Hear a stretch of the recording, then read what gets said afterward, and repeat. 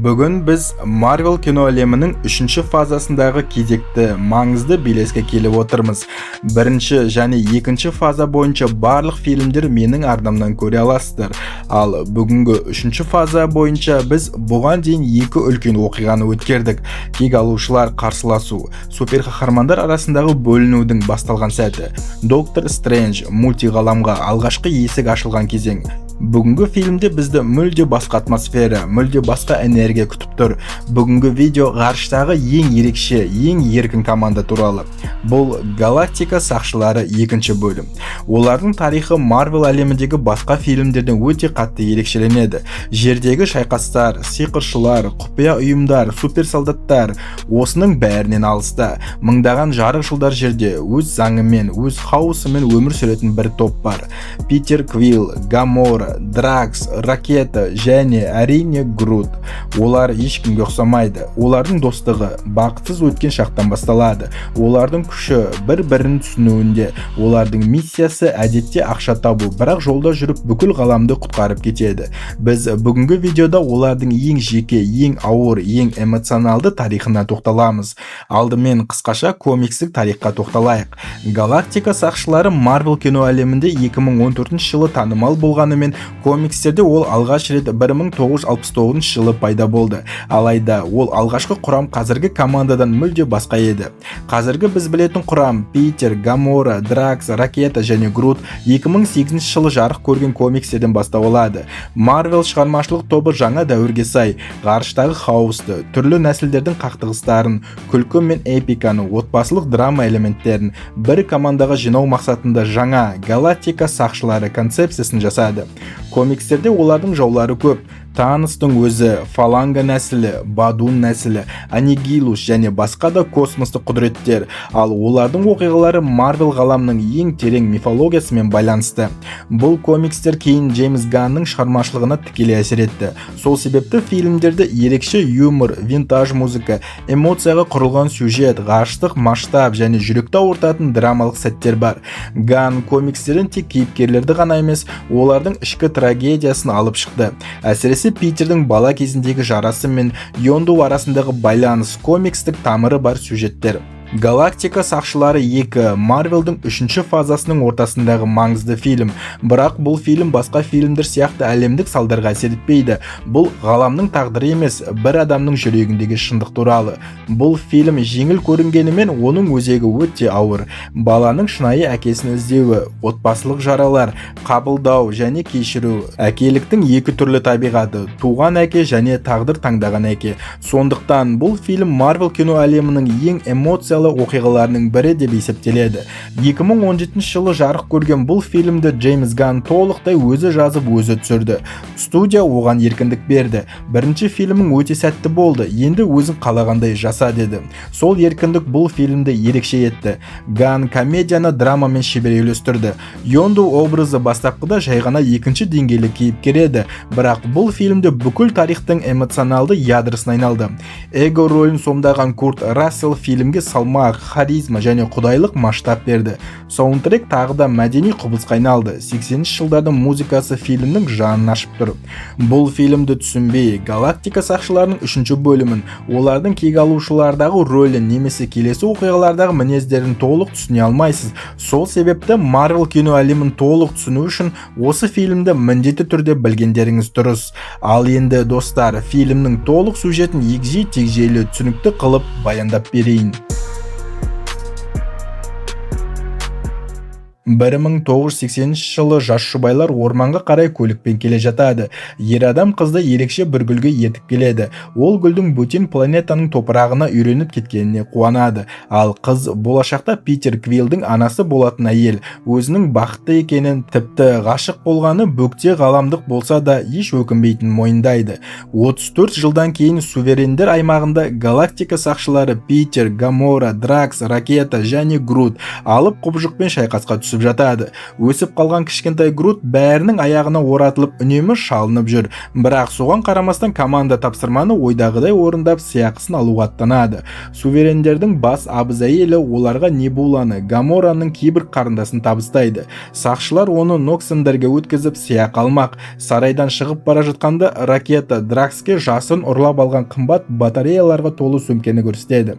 Планетадан алыстай бергенде команда оларды қуып келе жатқан суверендердің ұшқышсыз флотын байқайды. Олар батареялардың ұрланғанын біліп қойған.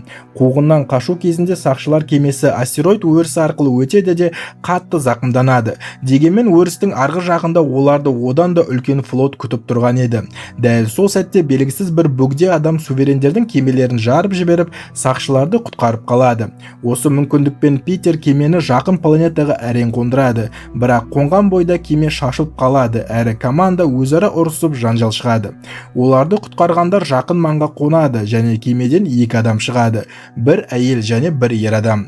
Ер адамның аты Эго. Ол кейіпкерлерге өзін Питердің әкесі екенін айтады. Ол Питердің анасы қайтыс болғаннан кейін Йондуға баланы алып келуге бұйрық бергенін, бірақ Йонду оны өзіне қалдырып қойғанын түсіндіреді. Эго осы жылдардың бәрінде ұлын іздеп жүргенін және енді Питер мен оның достарын өз үйіне қонақ болуға шақыратынын жеткізеді.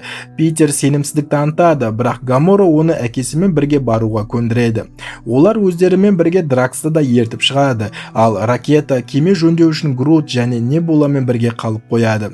Ұшу барысында олар Мантистің Эгоның серігі екенін біледі. Мантис эмпат, ол адамдардың сезімдері мен эмоцияларын оқи алады. Осы уақытта басқа бір планетада демалып жүрген Йонду пираттар көсемі Стакармен кездеседі. Стакар Йондуға балаларды ұрлаумен айналысып, пират кодексін бұзғаны үшін ашуланып, оны айыптайды. Ол Йондуға оның қазір пираттар арасынан қуылғанын хабарлайды, ал экипаж мүшелерінің ішінде капитанның Питерге деген ерекше көзқарасына байланысты наразылық күшейіп келеді. Сол кезде суверендердің бас абыз әйелі Йондуға галактика сақшыларын ұстап беру туралы тиімді ұсыныс жасайды. Эгоның кемесі ұшып кеткеннен кейін Йонду командасы Эго планетасына түседі, бірақ Ракета қойған тұзақтардың кесірінен үлкен шығынға ұшырайды. Дегенмен капитан өзінің жебе құралы арқылы Ракетаны қолға түсіреді. Бұл уақытта Небула Грутты өзін босатуға көндіреді, өйткені ол Ракетаға көмектеспекші. Йонду болса батареяларды алып, оларды сатып жібермек, бірақ галактика сақшыларын өлтіруді ойламайды. Команда ішіндегі Шокер Фейс есімді пират капитанға бұрыннан наразы еді. Ол сақшыларды өлтірсе, суверендерден әлде қайда көп сыйақы алатынын айтады. Осыдан пираттар арасында үлкен қақтығыс шығады. Оған Небула араласып, Йонду өз қаруын басқаратын айдар тақиясын атып түсіріп, жойып жібереді. Көтеріліс жасаған пираттар Йондуны тұтқынға алады, ал онымен бірге Грут пен Ракета да қолға түседі. Көп ұзамай бүлікшілер Йондуға адал болып қалған пираттарды кемеден лақтырып жібереді және Шокер Фейсті жаңа капитан етіп сайлайды. Ол Ракетаны да сыртқа тастамақ болады, бірақ Небула оны тоқтатып, енотты тірідей ұстап берсе, суверендер оған үлкен сыйақы төлейтінін, ал Йонду үшін кіри ақысын төлейтінін айтады. Осыдан кейін Небула кемені алып Гамораның соңынан кетеді, оны өлтіру үшін. Сол уақытта Йондудың оң қолы Краглин бұрынғы басшысына қосалқы айдарын әкеліп береді. Айдарды қайта тағу арқылы өзінің жебе құралына бақылау орнатқан Йонду, Ракета және Грут бүлікшілерді түгелде жойып бүкіл кемені құртады. Содан кейін олар Краглинмен бірге шағын шатылға мініп Эго планетасына қарай ұшады. Алайда жарылыс алдында Шокер Фейс суверендерге галактика сақшыларының орналасқан жерін айтып үлгереді. Эго планетасына келген Питер мен оның достары оның целестиал екенін, яғни ежелгі құдайға ұқсас тіршілік иесі екенін біледі. Өмірдің мәнін іздеу барысында ол өзіне дене жасап алып, ғаламды аралай бастаған. Осы сапарларында тірі жаратылыстарды тауып, оларды зерттеген. Бір саяхатында Эго Питердің анасымен кездесіп, оған ғашық болады. Кейін ғарышта күш тасының энергиясына шыдаған жер бетіндегі адамның бар екенін естігенде, бірден оның өз баласы екенін түсінген. Питер әкесінің неге анасын тастап кеткенін сұрайды. Эго планетадан ұзақ уақыт кете алмайтынын, әйтпесе оның жарығы өшіп, өзі де өлетінін айтады. Эго ұлына жарықпен жұмыс істеуді үйретеді және Питер энергетикалық шар жасап шығарады. Бұл әкесін аса қатты қуантады. Осы уақытта Дракс Мантиспен сөйлесіп, оның өзінің марқұм қызына ұқсатып, өзінің өткен өмірімен бөліседі. Дракстың жоғалтқан адамдар туралы айтқан әңгімесіне жанашырлықпен қараған Мантис оған бір нәрсе айтқысы келеді, бірақ дәл сол сәтте Гамора келіп оның ойын бөледі. Біршама уақыт өткен соң Гамора ракетамен байланысуға тырысады, бірақ ол жауап бермейді. Гамораны бұл планетада бірдеңе мазалайды, сондай-ақ Мантистен де күдіктене бастайды. Алайда Питер оның сөзін тыңдағысы келмейді. Екеуі ұрысып қалады, сондықтан қыз оңаша қалуды жөн көреді. Кенет оған Небуланың жойғыш ұшағы шабуыл жасайды. Гамора кішкентай таулар арасында жасырынғанымен Небула кеме ішінде оны қуып келеді. Жерге құлап түскен пулеметті көтеріп алған Гамора Небуланың кемесін отап тастайды. Кейін Небуланы сол сынықтардың ішінен сүйреп шығарады. Осы сәтте Небула бүкіл өмір бойы әпкесіне мұқтаж болғанын, бірақ Танос бәрін бұзғанын мойындайды. Татуласқан қос қарындас үлкен үңгірге тап болады. Онда түрлі тіршілік иелерінің, соның ішінде адамдарға ұқсас гуманоидтардың орасан зор сүйектері шашылып жатыр. Мұны көрген олар тезірек осы планетадан кетуге шешім қабылдайды. Сарайға қайтып келгенде Гамора Мантистен сол сүйектер туралы сұрай бастайды, ал Дракс жағдайды әлдеқашан білгенін айтады. Ол сүйектердің бәрі Эгоның өлтірген балаларына тиесілі. Осы уақытта Питер Эгоның шындығын біледі. Эго жарық бар кезде ғана өлмейтін, және олар екеуі бірігіп бүкіл ғаламды өз қалауларынша қайта құра алатын экспансия жасай алады. Мыңдаған жылдар бойы Эго өз тұқымдарын түрлі әлемдерге еккен. Уақыт келгенде олар өсіп, оның бір бөлігін құрауы үшін. Алайда бір құдай бұл процесті жалғыз өзі жүзеге асыра алмайды. Кем дегенде екі тіршілік иесінің қуаты қажет. Сол себепті Эго барған барлық әлемдерде ұрпақ қалдырып отырған, ал Йонду сол балалар оған әкеліп тұрған. Бірақ олардың ешқайсысында қажет ген болмағандықтан Эго оларды бірінен соң бірін өлтіріп отырған. Тек Питер ғана қажетті қабілетпен дүниеге келген. Питер достары туралы сұрағанда Эго олар өлмелі болғандықтан өз жоспарына кедергі емес екенін, сондықтан оған қызық емес екенін айтады. Ал Питердің анасын Эго шын сүйген, бірақ өз жоспарына бөгет болмау үшін оған әдейі ісік салғанын, содан әйелдің қайтыс болғанын мойындайды. Мұны естіген Питер өзін ұстай алмай ашуға булығып әкесінің адам пішіндегі денесін оққа тосады. Бірақ Эго қайтадан қалпына келеді де ұлын энергетикалық шынжыр тентакльмен түйреп, оның қуатын сорып ала бастайды. Гамора Питерді іздеуге бет алады, бірақ көп ұзамай ракетамен байланыс орнайды. Ол өздерінің Йонду екеуімен бірге келгенін хабарлайды. Осы сәтте Эго бүкіл ғаламды өзгертуді бастап жібереді. Оның гүлдері барлық әлемдерде өсе бастайды. Олар бүкіл материяны жойып жіберетін қауіпті процесті іске қосады.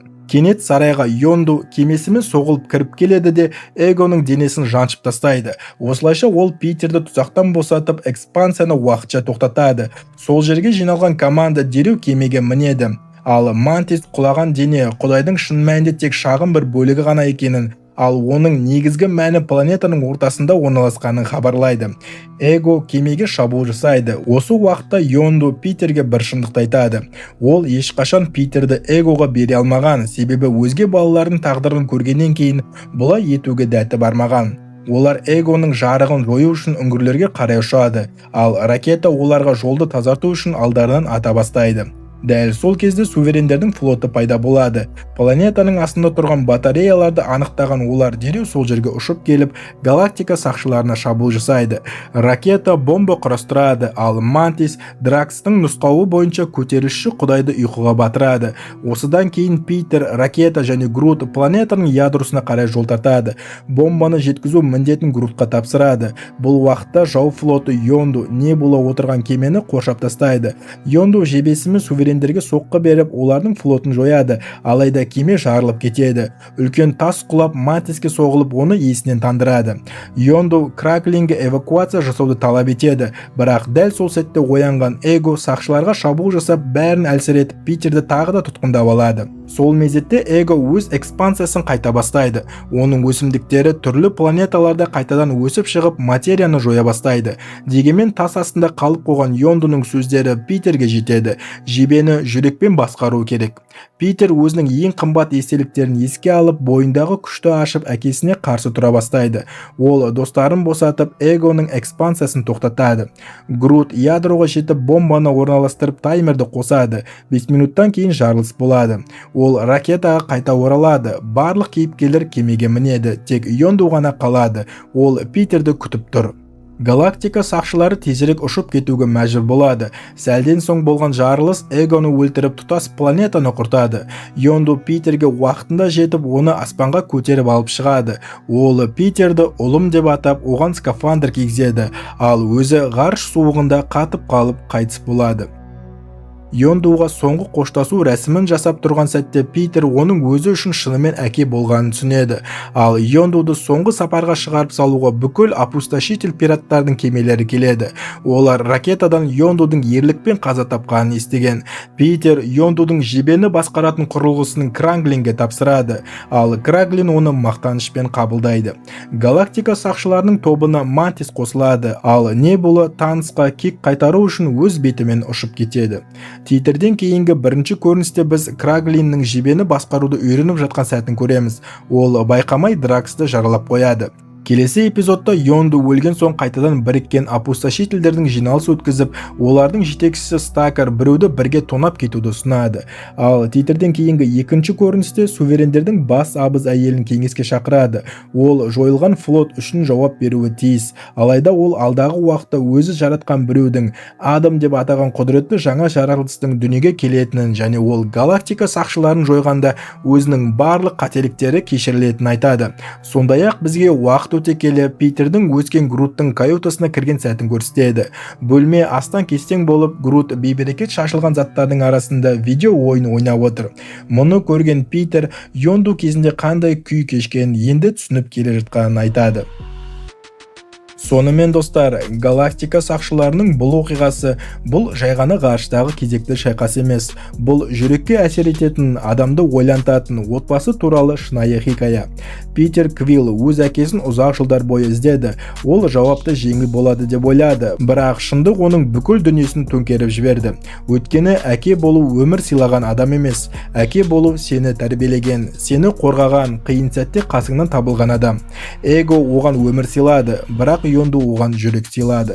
Жол көрсетті, ұстаз болды. Әрқашан тасада тұрып, Питердің әр қадамын қорғап келді. Сол себепті галактика сақшылары бізге тағы бір үлкен шындықты үйретті. Отбасы қанмен емес жүрекпен таңдалады. Гамора мен Небула өмір бойы жау болып келген екі қыз ақыры бірін-бірі түсіне бастады. Ракета алғаш рет жоғалтудың ауырлығын сезінді. Ал Грут бала еді, енді жасөспірімге айналды. Бұл команданың әрқайсысы өзгерді, өсті, жараланды, бірақ бәрібір бірге қалды. Және дәл осы оқиға Марвелдің 3-ші фазасында ерекше орын алады. Бұл ғаламды құтқару емес, бұл жүректерді құтқару туралы фильм. Галактика сақшылары өз жолын жалғастырып кетті, ал біз Марвел әлемінің 3-ші фазасын әрі қарай жалғастырамыз. Өйткені осы ғаламда әлі талай жаңа кейіпкерлер, жаңа қауіптер, жаңа үміттер бар. Енді келесі видео оқиға қайтадан жерге оралады. Жас, тәжірибесіз, бірақ жүрегінде оты бар бір баланың тарихына.